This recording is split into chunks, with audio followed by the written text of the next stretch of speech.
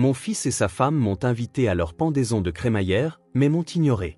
Alors que je m'apprêtais à partir, ma petite fille de 5 ans a tiré sur ma manche et chuchoté « Mamie, je veux te montrer quelque chose ». Elle m'a conduite dans une pièce secrète. Ce que j'y ai vu m'a figé sur place. Avant de commencer l'histoire, n'oubliez pas de laisser un like et de vous abonner à la chaîne pour voir plus d'histoires comme celle-ci. Le matin à Medford, dans le Massachusetts, était enveloppé de silence. Margaret Sullivan se réveilla à 6 heures, comme d'habitude, et sourit tendrement à la photographie de son mari, George, posée sur la table de chevet. « Bonjour George. S'il te plaît, veille sur moi aujourd'hui encore. » Depuis ce jour d'automne, 3 ans plus tôt, où un cancer du poumon avait emporté son mari, elle n'avait jamais manqué ce rituel. Cette conversation avec son époux était devenue une cérémonie essentielle pour commencer sa journée. Tout en préparant son café dans la cuisine, Margaret contemplait le petit jardin par la fenêtre. Les roses que George avait entretenues avec amour étaient déjà fanées, et à leur place, les chrysanthèmes qu'elle avait plantés s'épanouissaient sous le soleil d'automne. Après la mort de son mari, elle avait quitté son poste de bibliothécaire municipale et passait son temps solitaire dans cette maison tranquille. La sonnerie du téléphone brisa le silence matinal. En regardant l'horloge, elle vit qu'il était 8h30. Seul son fils David pouvait appeler à cette heure. « Bonjour David. »« Oh, bonjour maman. Tu es occupé ?» La voix de son fils semblait quelque peu empruntée. Il parlait de manière plus naturelle autrefois, mais ces derniers temps, elle avait l'impression que même passer un coup de fil lui demandait une certaine réflexion. « Je vais bien. Qu'est-ce qu'il y a ? » En fait, c'est à propos de samedi prochain. On fait une pendaison de crémaillère pour notre nouvelle maison. Je me demandais si tu pouvais venir. Une douce chaleur envahit la poitrine de Margaret. Son fils et sa femme avaient acheté leur nouvelle maison le mois précédent, et elle ne l'avait pas encore vue. Bien sûr que je viendrai. J'ai hâte. Merci. Enfin, les amis et la famille de Jessica viendront aussi, donc ça risque d'être un peu animé. Jessica, la femme de David, était une personne qui exigeait la perfection en tout. 5 ans s'étaient écoulés depuis leur mariage, mais Margaret n'avait jamais réussi à combler le fossé avec sa belle-fille. Lors de leur visite mensuelle et formelle, Jessica était polie, mais n'ouvrait jamais son cœur. « Ce n'est pas grave, ça ne me dérange pas s'il y a d'autres invités. Est-ce que je peux aider pour quelque chose ? » Non, c'est bon. Jessica s'occupe de tous les préparatifs. On pouvait entendre la voix de Jessica à l'autre bout du fil. Il y eut le bruit de son fils couvrant le combiné de sa main, suivi d'une conversation chuchotée. « Maman, désolé, un imprévu, je te rappelle plus tard. »« Je comprends, prends soin de toi. » Une fois le téléphone raccroché, Margaret fixa le combiné. Elle était troublée par la tension subtile dans la voix de son fils. Ils avaient eu une relation plus détendue, mais depuis son mariage avec Jessica, et surtout depuis la naissance d'Emma, il avait commencé à se montrer quelque peu réservé. Son seul réconfort était sa petite fille de 5 ans, Emma. Curieuse et amicale, elle adorait Margaret, l'appelant « Mamie ». Même pendant leur visite mensuelle, seule Emma se précipitait innocemment vers elle pour lui raconter les événements de l'école et les livres qu'elle avait lus. Dans ces moments-là, Jessica trouvait invariablement une raison pour emmener Emma. Pendant la semaine précédant la fête, Margaret se demanda quoi apporter. Jessica était une excellente cuisinière qui préparait toujours des repas parfaits. Elle voulait faire quelque chose qui ne la mettrait pas dans l'embarras devant une telle personne. Elle décida finalement de préparer la tarte aux pommes que son défunt mari adorait. La recette venait de sa mère, et c'était un plat dont Margaret elle-même était fière. Le samedi matin, Margaret se coiffa avec soin et enfila la robe bleu marine que son mari lui avait offerte de son vivant. Dans la cuisine, la tarte aux pommes qu'elle avait cuite la veille était magnifique. « George, s'il te plaît, fais que je passe un bon moment avec la famille de notre fils. » Chuchotant cette prière à la photo de son mari, Margaret se rendit en voiture à la nouvelle maison de David. La nouvelle maison de David était plus impressionnante que Margaret ne l'avait imaginé. La bâtisse de 2 étages de style colonial était entourée de vastes pelouses et dégageait une perfection digne d'un magazine. Plusieurs voitures étaient déjà garées dans l'allée, et des rires et de la musique s'échappaient de la maison. Margaret se dirigea vers la porte d'entrée, portant sa tarte aux pommes maison. Quand elle sonna, David apparut. Son fils portait une chemise décontractée bleu marine et un pantalon kaki, affichant certainement l'allure d'un propriétaire, mais au moment où il vit sa mère, une subtile confusion traversa son expression. Sa voix était polie, mais il semblait quelque peu absent et n'osait pas la regarder dans les yeux. Son attitude était celle que l'on réserve à un visiteur inattendu, et Margaret ressentit un léger malaise.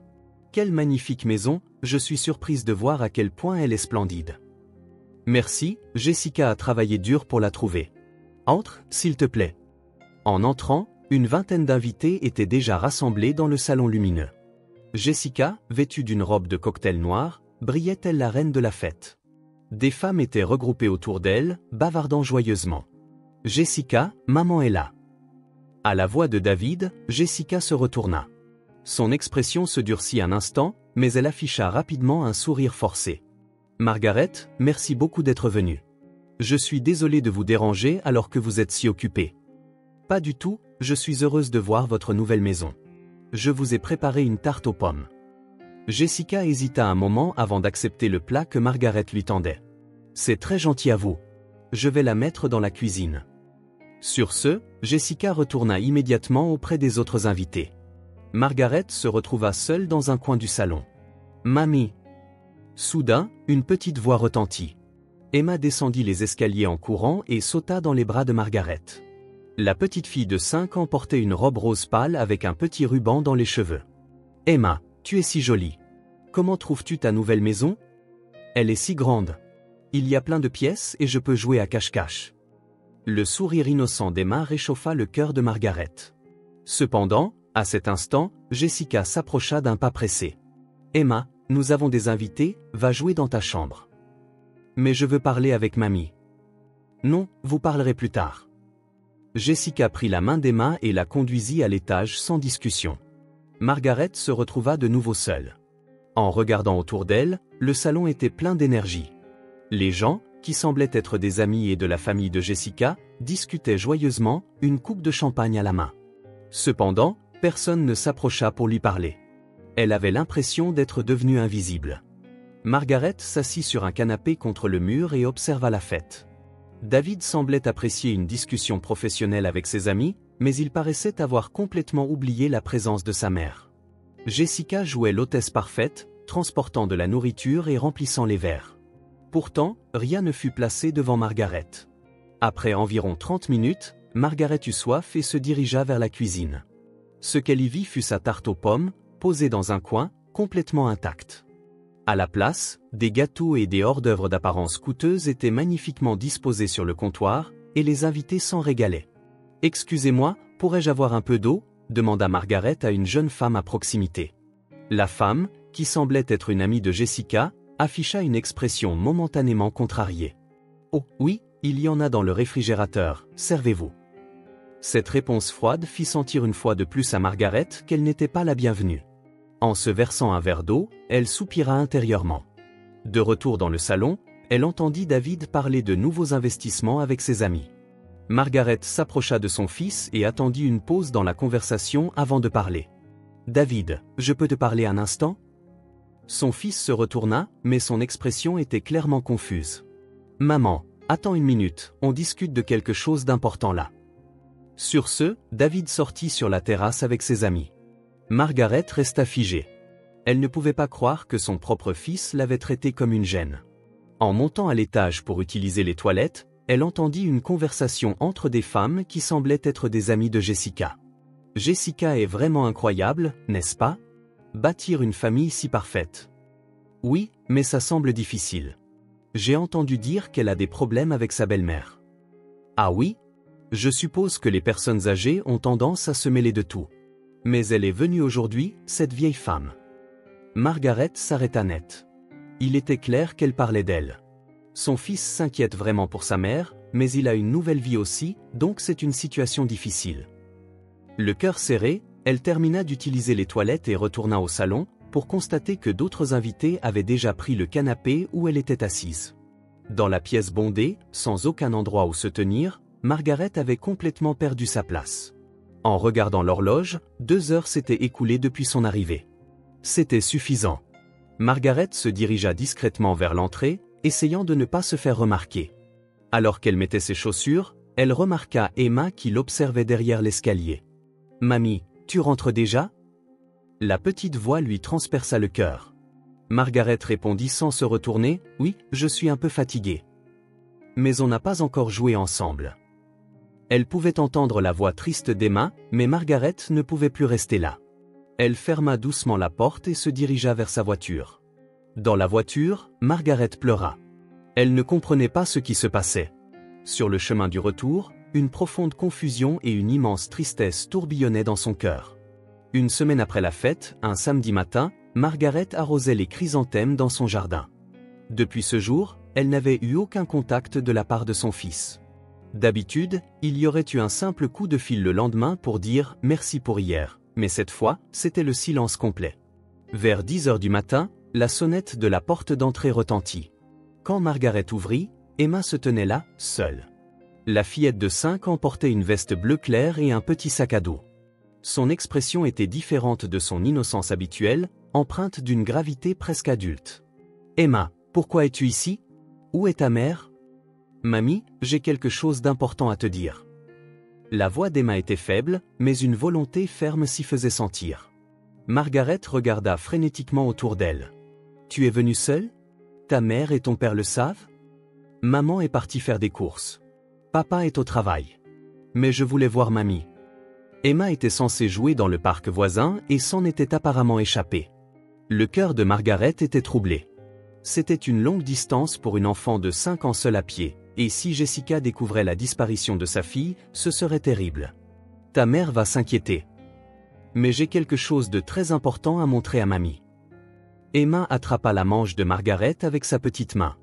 Dans ses yeux habitait une gravité qui ne correspondait pas à son âge. Je vais te montrer la chambre secrète de maman et papa. Il y a quelque chose que mamie doit savoir. L'anxiété traversa l'esprit de Margaret. Une enfant de 5 ans parlant d'une chambre secrète, ce n'était probablement que de l'imagination. Cependant, l'expression d'Emma ne semblait pas être celle d'une enfant qui joue. « Emma, ramenons-toi d'abord à la maison, et ensuite nous pourrons parler tranquillement. » Pendant le trajet en voiture vers la maison de David, Emma murmura doucement depuis la banquette arrière, « Maman dit toujours du mal de mamie, mais ce n'est pas vraiment vrai, n'est-ce pas ?» Margaret regarda Emma dans le rétroviseur. Les mots de sa petite fille lui serrèrent le cœur. Arrivée chez son fils, la maison était en effet silencieuse. La voiture de David n'était pas là, et Jessica n'était pas encore rentrée des courses. Emma ouvrit la serrure de la porte d'entrée avec une aisance déconcertante. Maman ne rentrera pas avant 2 heures environ. C'est son circuit habituel. En entrant dans la maison, Emma se dirigea à l'étage sans hésitation. Margaret suivit sa petite fille, anxieuse. Emma ouvrit la porte de la chambre principale et se dirigea vers le fond d'un grand dressing. « C'est ici, mamie. » Emma posa sa main sur le mur derrière les vêtements suspendus. À première vue, cela ressemblait à un mur ordinaire, mais quand Emma appuya sur un point précis, un clic se fit entendre et une partie du mur s'enfonça. C'était une porte dissimulée. « Comment connais-tu cet endroit? » J'ai toujours regardé maman entrer ici. Elle m'a dit que c'était un secret pour papa, mais je le dirai à mamie. Derrière la porte se trouvait une petite pièce sombre. Quand Emma alluma l'interrupteur, Margaret eut le souffle coupé devant la scène qui s'offrait à elle. Des photographies et des mémos étaient collés sur tous les murs de la pièce, et beaucoup d'entre eux étaient des photos de Margaret elle-même. Le mariage de son fils, l'anniversaire d'Emma, des photos de famille à Noël. Cependant, ces photographies étaient marquées au stylo rouge, et certaines avaient des croix dessinées sur le visage de Margaret. D'innombrables mémos manuscrits étaient également collés au mur. Des phrases comme « La famille n'est pas parfaite à cause de la belle-mère, si seulement cette femme n'était pas là, David ne regarderait que moi » et « Une seule mère suffit » étaient écrites de l'écriture soignée de Jessica. Margaret lut un mémo à proximité, les mains tremblantes. Il portait le titre « Plan d'élimination de Margaret Sullivan » avec des plans détaillés écrits en dessous. Des points comme « Éloigner progressivement »,« Faire choisir David entre moi ou sa mère », restreindre le contact avec la petite fille et isoler socialement étaient listés. Maman passe beaucoup de temps ici, toute seule. Elle regarde toujours les photos de mamie et écrit quelque chose. La voix d'Emma semblait lointaine. L'esprit de Margaret était en plein chaos. Était-ce la réalité? Sur un petit bureau au fond de la pièce, un carnet était ouvert. C'était l'écriture de David. Margaret tourna les pages avec crainte. « Je suis fatiguée. Jessica me met la pression tous les jours pour que je choisisse entre elle et ma mère. Pourquoi dois-je choisir? Maman n'a rien fait de mal. Jessica dit qu'elle ne me laissera pas voir maman. Elle dit qu'Emma sera aussi mal influencée par sa grand-mère. Mais maman aime Emma. Aujourd'hui, à la fête, j'ai encore ignoré maman. Jessica m'avait dit à l'avance, ne laisse pas cette femme se faire remarquer. Je ne peux pas dormir à cause de la culpabilité. En lisant les pages qui consignaient de manière si vivide l'angoisse de son fils, les larmes montèrent aux yeux de Margaret. David souffrait aussi. En ouvrant une boîte plus loin, des photos du passé de Jessica apparurent. Sur des photos d'enfance, on voyait une petite fille en pleurs. En lisant le mémo écrit au dos des photos, des récits d'abus par la mère de Jessica étaient consignés. D'une autre boîte sortit un carnet que Jessica semblait avoir écrit, intitulé « Plan de la famille idéale ». Des points comme « famille pure composée uniquement du mari, de la femme et de l'enfant », élimination complète des interférences externes et maintien d'un foyer parfait y étaient écrits en détail, comme un plan d'affaires. Pour devenir une mère parfaite, les éléments imparfaits doivent être supprimés. L'existence d'une belle-mère est le plus grand facteur menaçant la pureté de la famille. Alors qu'elle lisait de telles phrases, Emma parla doucement. « Maman pleure toujours ici, et en regardant les photos de mamie, elle dit « Pourquoi te mêles-tu de mes affaires ?» Margaret s'agenouilla pour se mettre au niveau des yeux d'Emma. « Emma, c'est l'endroit précieux de ta mère. Ce n'est pas bien que nous soyons ici. Mais je veux que maman comprenne que mamie n'est pas une mauvaise personne. » En regardant dans les yeux purs d'Emma, Margaret comprit tout. Jessica avait une obsession maladive de créer une famille parfaite en raison de son traumatisme passé, et son existence en tant que belle-mère était perçue comme une menace à cette perfection. David était pris entre sa femme et sa mère, et il souffrait. « Mamie ?» La petite main d'Emma essuya les larmes de la joue de Margaret. « Maman dit qu'elle a très peur de mamie, mais ce n'est pas vrai, n'est-ce pas? Ce dont maman a peur, ce n'est pas de mamie, mais d'autre chose, non ?» Les mots de la fillette de 5 ans firent mouche. Ce que Jessica craignait, ce n'était pas Margaret elle-même, mais la peur de voir s'effondrer l'illusion d'une famille parfaite qu'elle avait minutieusement construite. Margaret se releva et regarda la pièce une dernière fois. Les innombrables photos et mémos collés au mur, le journal consignant l'angoisse de son fils et le passé douloureux de Jessica, tout était inextricablement lié, créant la réalité déformée de cette famille. « Emma, partons d'ici maintenant, et gardons cela comme notre secret. » Emma hocha la tête en silence. Elles quittèrent la pièce cachée et remirent la porte à sa place. Le cœur de Margaret était lourd, mais en même temps, elle ressentait une légère lueur d'espoir en comprenant la racine du problème. Avant de quitter la maison, Margaret serra Emma dans ses bras. « Emma, merci. C'était très courageux de ta part. » Mamie avait l'air si triste, mais maintenant, est-ce que tout le monde peut s'entendre? Margaret ne put répondre. Margaret rentra chez elle et s'enfonça profondément dans le canapé du salon. La scène dont elle avait été témoin dans la pièce secrète se rejouait en boucle dans son esprit. L'obsession maladive de Jessica, l'angoisse de son fils, et le fait qu'elle était devenue sans le savoir la cause de la division de la famille, tout pesait lourdement sur elle. Même lorsque le soir arriva, Margaret ne parvenait pas à se décider. Devait-elle appeler David ou attendre? Cependant, en se souvenant des mots d'angoisse écrits dans le journal de son fils, elle sentit qu'elle ne pouvait pas laisser la situation en l'état. À 19h, Margaret appela le portable de son fils, les mains tremblantes. Après plusieurs sonneries, la voix fatiguée de David se fit entendre. « Allô? Maman. David, bonne journée de travail.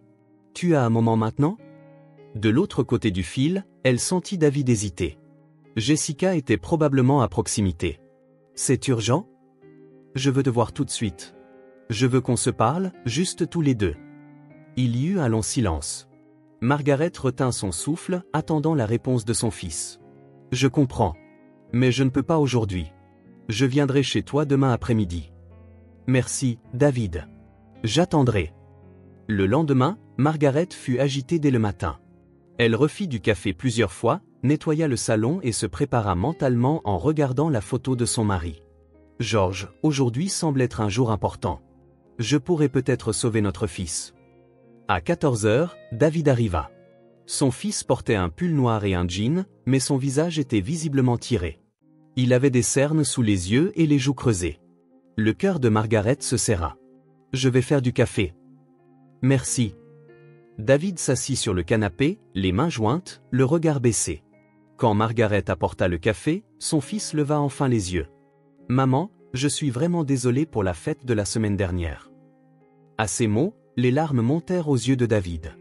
Margaret s'assit à côté de son fils et attendit en silence. « Je suis le pire des fils, traiter ma propre mère comme ça? David, tu souffres toi aussi. »« Je sais tout. » Son fils regarda sa mère, surpris. « Qu'est-ce que tu sais ?» Margaret prit une profonde inspiration.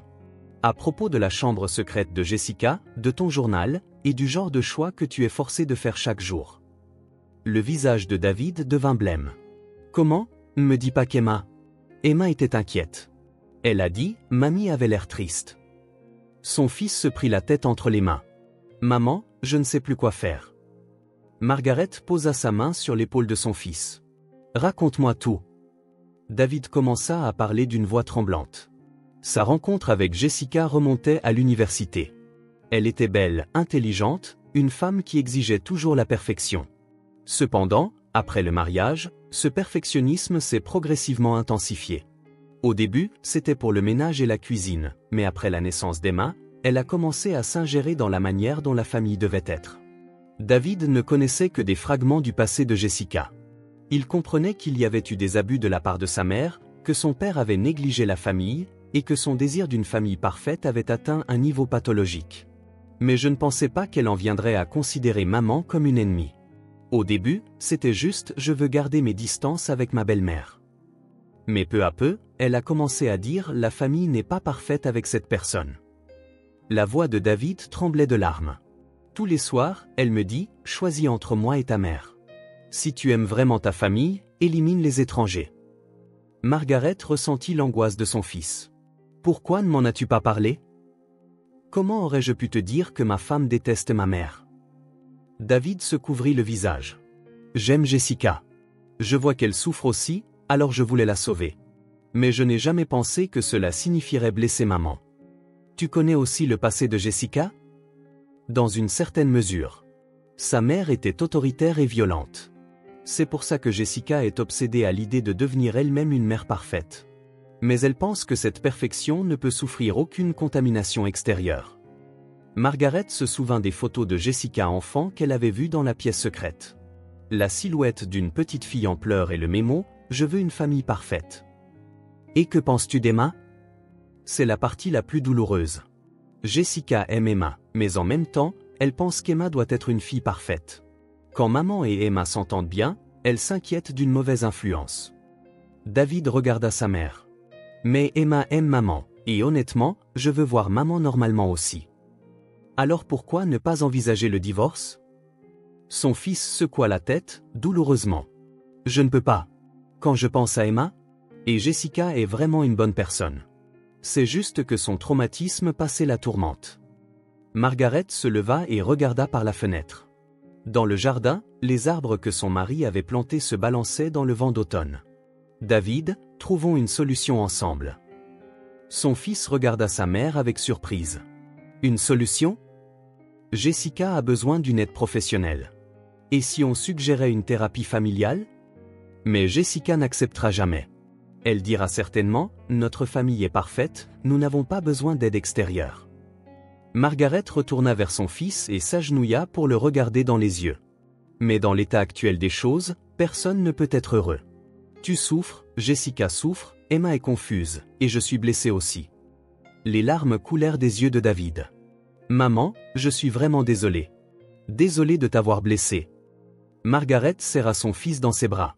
Tu es aussi une victime, David. Ne te blâme pas. Après s'être étreint un moment, David leva les yeux. Comment devrais-je persuader Jessica? D'abord, commençons par comprendre son passé et lui faire comprendre que la thérapie n'est pas une attaque, mais quelque chose pour l'aider. Margaret prit la main de son fils. Je coopérerai aussi. S'il le faut, j'envisagerai de garder mes distances pendant un certain temps. Mais au final, je veux trouver un moyen pour que nous soyons tous heureux. David serra la main de sa mère en retour. Maman, merci. Je ne savais plus quoi faire, tout seul. Tu n'es pas seul. Nous sommes une famille, n'est-ce pas? Ce soir-là, David parla avec sa mère jusque tard dans la nuit sur la façon d'aborder Jessica, de suggérer la thérapie et de s'occuper d'Emma. Ce serait clairement un chemin difficile, mais pour la première fois, il sentit qu'il pouvait entrevoir une lueur d'espoir. Au moment où son fils partait, Margaret dit à l'entrée, cela prendra peut-être du temps, mais nous pouvons certainement résoudre ce problème. Jessica cherche juste une famille pour l'aimer, elle aussi. David serra sa mère dans ses bras. Maman, je t'aime. Je t'aime aussi, David. Après avoir salué de la main jusqu'à ce que la voiture disparaisse, Margaret fit son rapport à la photo de son mari. George, nous avons fait le premier pas. Le jour viendra sûrement où tout le monde pourra être heureux. 3 mois plus tard, Margaret participait pour la première fois à une séance de thérapie familiale. Comme David l'avait prédit, Jessica résista farouchement au début. Elle répétait « Il n'y a aucun problème dans notre famille, et c'est embarrassant de parler de questions familiales à des étrangers. » Cependant, lorsque David plaida en larmes « Je vais m'effondrer si ça continue », elle finit par céder. L'attitude de Jessica dans la salle de thérapie fut d'abord très agressive. Elle se montrait méfiante envers le docteur Miller, le thérapeute, et Margaret, comme si elle était entourée d'ennemis. Cependant, au fil des séances, elle commença progressivement à parler de son passé, la relation avec sa mère abusive, le désir pathologique d'une famille parfaite, et la peur que l'existence de sa belle-mère ne menace son idéal. Le cœur de Margaret se serra devant la profondeur des blessures de Jessica. Le jour de Thanksgiving, 6 mois plus tard, la famille Sullivan s'assit autour de la table ensemble pour la première fois depuis longtemps. Une certaine gêne persistait, mais la tension d'antan avait disparu. Jessica préparait toujours une cuisine parfaite et la table était dressée comme dans un magazine, mais cette fois, la tarte aux pommes de Margaret était également placée au centre. « Emma, qu'as-tu fait à l'école aujourd'hui » Quand Margaret parla à sa petite fille, Jessica n'intervint pas frénétiquement comme avant. Au lieu de cela, elle observait avec un petit sourire. « J'ai dessiné une photo de ma famille en cours d'art plastique. » Emma sortit joyeusement son dessin. 4 personnes se tenant la main y étaient dessinées. Papa, maman, Emma et mamie. C'est un très joli dessin. Quand Margaret dit cela, Jessica répondit doucement, Emma vous inclut toujours dans ses photos de famille, Margaret. Je ne pouvais pas comprendre ça, mais maintenant, je pense que je comprends un peu. À ce moment, la sonnette retentit. Alors que David commençait à se lever, Jessica dit, je vais ouvrir, et quitta sa place. Cependant, au moment où elle ouvrit la porte, son visage devint blême. Oh, Jessica, ça fait longtemps. Se tenait là sa vraie mère, Carol Hamilton. La femme de 60 ans était apparue soudainement, sans prévenir sa fille. Maman, pourquoi ? Qu'y a-t-il de mal à venir voir ma fille ? C'est Thanksgiving, il est naturel que la famille passe du temps ensemble. Carol bouscula Jessica pour entrer dans la maison. En voyant la famille manger dans le salon, elle fronça les sourcils. Quelle impolitesse ! Une maisonnée correcte dînerait dans une salle à manger plus formelle. Maman, nous passons un moment en famille en ce moment. La voix de Jessica tremblait, mais c'était différent d'avant. Grâce à 6 mois de thérapie, elle était devenue capable de voir sa relation avec sa mère objectivement. Un moment en famille ? Qui est cette femme ? Carol désigna Margaret. Ta famille, c'est juste moi, toi, David et Emma. À cet instant, Jessica se leva. Maman, arrête. Margaret fait partie de notre famille. N'importe quoi. Une belle-mère est pratiquement une étrangère. Non. La voix de Jessica était pleine de conviction. La famille n'est pas déterminée par le sang seul. Elle est déterminée par les sentiments d'attention et de soutien mutuel. Carol afficha une expression de surprise pour la première fois. Sa fille, auparavant obéissante, la défiait. Jessica, tu as subi un lavage de cerveau, empoisonné par cette femme. Personne ne m'a fait de lavage de cerveau. J'ai choisi de ma propre volonté de vivre comme un membre de cette famille. Margaret se leva doucement. En voyant Jessica affronter courageusement sa mère, elle ressentit une profonde émotion. Maman, rentre chez toi. Aujourd'hui, nous voulons passer du temps en famille. Carol regarda sa fille avec une expression d'incrédulité, puis tourna les talons et quitta la maison. Une fois la porte fermée, Jessica s'assit sur le sol. Son corps tremblait. Margaret s'approcha doucement et posa sa main sur l'épaule de sa belle-fille. « Tu as bien fait. » Jessica leva les yeux et dit, en larmes, « Margaret, je suis vraiment désolée pour tout, jusqu'à maintenant. J'avais tort. C'est du passé. Allons de l'avant, à partir de maintenant. » Emma courut entre les deux. « Maman, mamie, vous vous êtes réconciliés ?» Jessica et Margaret se regardèrent et sourirent. « Oui, Emma. Nous sommes devenus une vraie famille. » Cette nuit-là, Margaret fit son rapport à la photo de son mari. Georges, notre famille n'est pas parfaite, mais elle est devenue réelle. Une famille unie non par le sang, mais par l'amour. Dehors, par la fenêtre, la première neige se mit à tomber, comme pour annoncer le début d'une nouvelle saison.